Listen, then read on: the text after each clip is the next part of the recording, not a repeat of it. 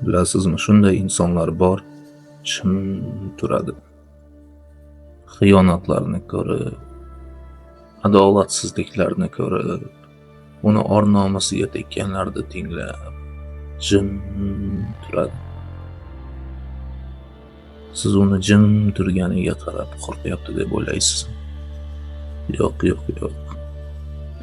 Uni ichida shunday narsa yonib turibdiki, javobni qilish kerak.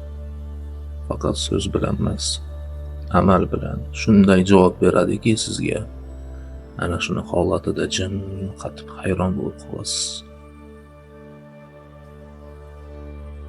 Jim turgan insonlardan haqorat qilsangiz, boshqa qilsangiz, qo'rqyapti deb aslo o'ylamang. U qo'rqmayapti, u qo'rqmaydi. U shunchaki o'zini boshqara oladi xolos. U shunchaki hamma narsa haqiqiy bo'lish kerak deb tushunadi xolos. U har bir aytilgan so'zga javob berish kerak deb biladi xolos.